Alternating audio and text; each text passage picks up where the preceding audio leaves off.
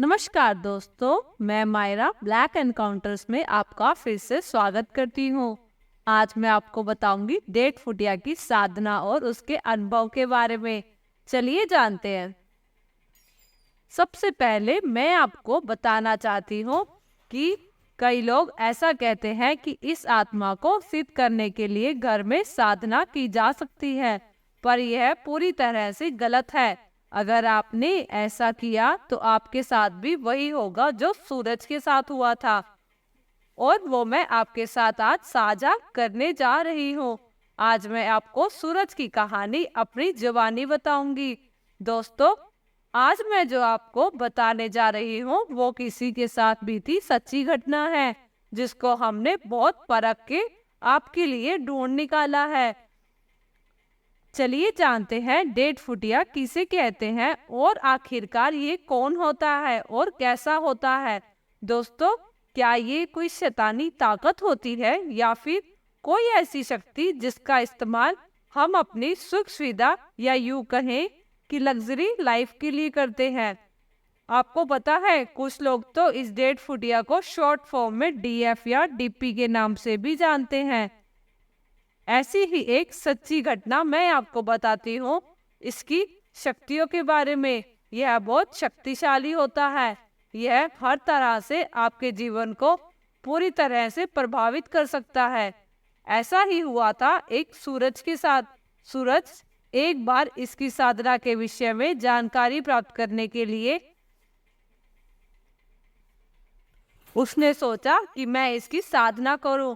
और यही नहीं, उसने ऑनलाइन और काफी सारी जगह पर इसके बारे में देखा व पढ़ा, लेकिन अलग अलग जगह से उसे अलग अलग मंत्र व तरीके इसको करने के मिले। लेकिन दूसरे दोस्त की मदद से उसने एक अघोरी को ढूंढ लिया।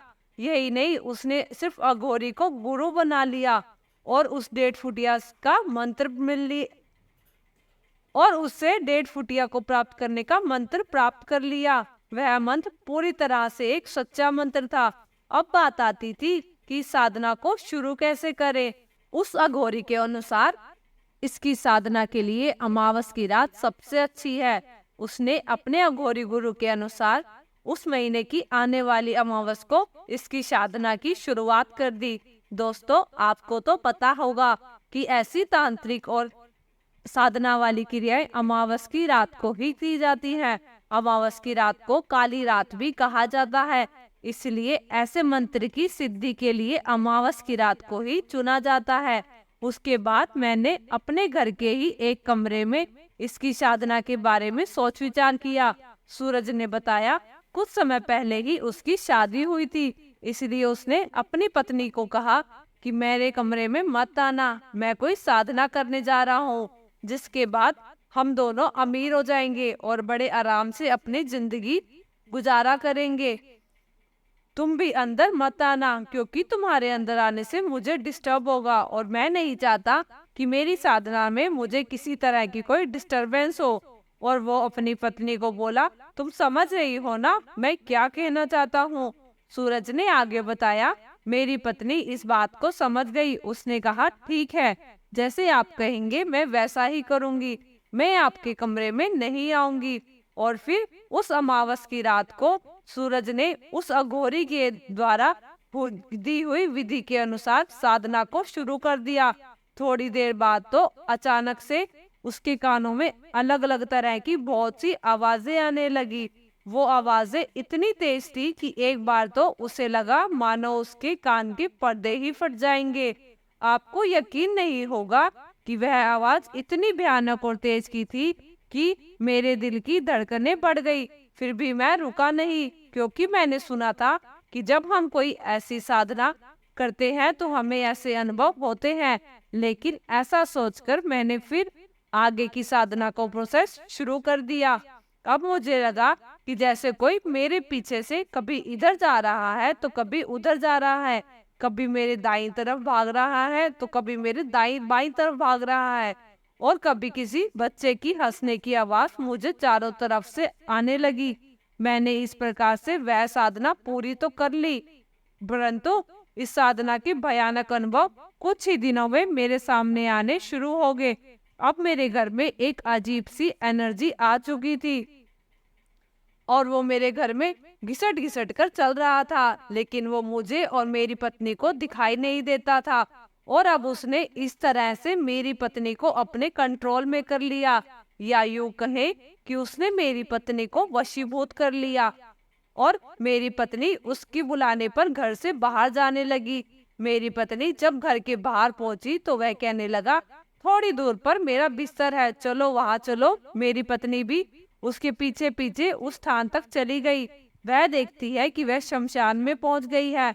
शमशान में जाने पर उसने कहा, यहाँ नीचे मेरा बिस्तर लगा हुआ है, तुम मेरा बिस्तर बाहर निकाल दो। वो जैसे जैसे कहता मेरी पत्नी वैसे वैसे करती जा रही थी। इतना ही नहीं, वो मेरी पत्नी को देखकर कहने लगा, देखो तुमने मुझे अब पा लिया है। अब मेरा बिस्तर भी देखो उसके नीचे ही है, क्योंकि उससे जुड़ा हुआ कंबल अभी भी वहां पे सही तरीके से रखा हुआ था। अब यह देखकर मेरी पत्नी डर गई और वहां से भागने की कोशिश करने लगी। तब उस आत्मा ने मेरी पत्नी को कहा, माँ यहाँ से भाग के कहाँ जाओगी, मैं तो अब तुम्हारे साथ रहूंगा। इस तरह मेरी पत्नी चौंक कर उठी बैठी। और जब मैंने उससे पूछा कि क्या हुआ, क्या तुमने कोई डरावना सपना देखा है क्या, उसने कहा, मैंने एक बच्चे को देखा है, वह मुझे शमशान में ले गया और वहां अपनी कब्र दिखाकर बोला, ये मैं हूँ और अब तुम्हारे साथ ही रहूंगा। उसके बाद सुबह के समय जो हुआ वो किसी अचंभे से कम नहीं था। जहाँ पर मेरी पत्नी किचन में खाना बनाती थी, उसी जगह पर एक काला कंबल पड़ा हुआ मिला। उसके ऊपर कुछ मांस लगा था। शायद ये वही मांस था जो उस दिन कब्र में देखा गया था। सपने की बात हकीकत हो गई। मेरी पत्नी जोर से चिल्ला पड़ी। उसने कहा, मैंने जो सपना देखा था वह सच हो गया। वह बच्चे का कंबल जो मैंने सपने में देखा था, ये कंबल ठीक वैसा ही है और वैसे ही पड़ा हुआ है। और देखो इसमें से बदबू भी आ रही है। दोस्तों, आपको सुनकर हैरानी होगी, वो कंबल हूबहू वैसा ही था जैसा मेरी पत्नी ने अपने सपने में देखा था। जब मैंने उसे देखा तो हकीकत में उस पर कुछ मांस और हड्डी के टुकड़े लगे हुए थे। यह देखकर तो अब मेरे भी होश उड़ गए, क्योंकि मुझे नहीं पता था कि साधना का अंजाम ऐसा होता है। अब मैं समझ गया कि वो आत्मा जिसकी मैंने साधना की है वो मेरे घर में आ चुकी है। देखते ही देखते थोड़ी देर बाद मेरी पत्नी अचानक बेहोश हो गई। अपनी पत्नी को ऐसी हालत में देख मैंने घर के बाहर जाकर शोर मचाया। मेरी आवाज सुनकर एक बूढ़ा व्यक्ति भागा भागा आया, जो कि पेशे से एक हकीम था। उसने अंदर आकर मेरी पत्नी की नब्ज देखी और बताया कि मेरी पत्नी पेट से है। ये सुनकर तो मैं खुश हो गया और जब मेरी पत्नी को होश आया तो मैंने उसे उसकी प्रेगनेंसी की खबर दी। उस समय तो उस साधना वाली बात को हम लोग भूल चुके थे, लेकिन वो आत्मा मेरी पत्नी को नहीं भूली थी। इसलिए हमारी खुशी अब कुछ ज्यादा दिन तक नहीं चली। अब वह आत्मा बार बार मेरी पत्नी को सपने में आकर उसको डराती थी और कहती थी कि मैं आऊंगी या मैं आऊंगा। इस तरह से वह आत्मा कभी लड़की तो कभी लड़का बनकर मेरी पत्नी को बहुत डराने लगी। कैसे कैसे थोड़ा समय बीत गया और फिर अचानक एक दिन मेरी पत्नी के पेट में भयंकर दर्द शुरू हो गया। वो मेरी जिंदगी का सबसे मनहूस दिन था। उसका दर्द रुकने का नाम नहीं ले रहा था, इसलिए मैंने उसको हॉस्पिटल में जाकर एडमिट करवा दिया। डॉक्टरों को समय से पहले ही मेरी पत्नी की डिलीवरी करनी पड़ी। पर बात यहाँ पर खत्म नहीं हुई। उस आत्मा ने मेरी पत्नी के पेट में ही हमारे बच्चे को मार दिया। मेरी पत्नी ने एक मरे हुए बच्चे को जन्म दिया और फिर मैंने गुरुजी को रोते हुए ये सारी घटना बताई। मैंने गुरुजी को बताया कि उसने मेरे बच्चे को मार दिया। गुरुजी, उसने मेरे बच्चे का मुंह पूरी तरह से खराब कर दिया था। इतना खराब कि जैसे किसी ने उस बच्चे का मुंह पूरी तरह से तोड़ दिया हो। उस दिन मैं समझ गया कि मैंने जो 1.5 फुटिया की साधना की थी उसी की वजह से ये सब कुछ हुआ। आज इसी साधना के कारण मेरी पत्नी को ये सब कुछ भुगतना पड़ रहा है। इसलिए मैं कहूँगा कि घर पर यह साधना कभी भी ना करे और बिल्कुल भी ना करे। 1.5 फुटिया बच्चे की आत्मा ने मेरी पत्नी का गर्भ पकड़ लिया और उसकी माध्यम से वो पैदा होना चाहता था, पर ऐसा नहीं हो सका। 1.5 फुटिया बच्चे की आत्मा ने मेरी पत्नी का गर्भ पकड़ लिया था और वो उसी के थ्रू पैदा होना चाहता था, पर ऐसा नहीं हो सका क्योंकि कुदरत का कानून तो कुछ और ही था। अब मुझे समझ आ गया था कि ये थोड़े से लालच के चक्कर में पड़कर मैंने साधना का सहारा लिया, जो कि मैंने बहुत गलत किया। इस लालच में मेरा बच्चा मर गया और जिसके बाद दोबारा मेरी पत्नी और मुझको कभी बच्चा नहीं हुआ।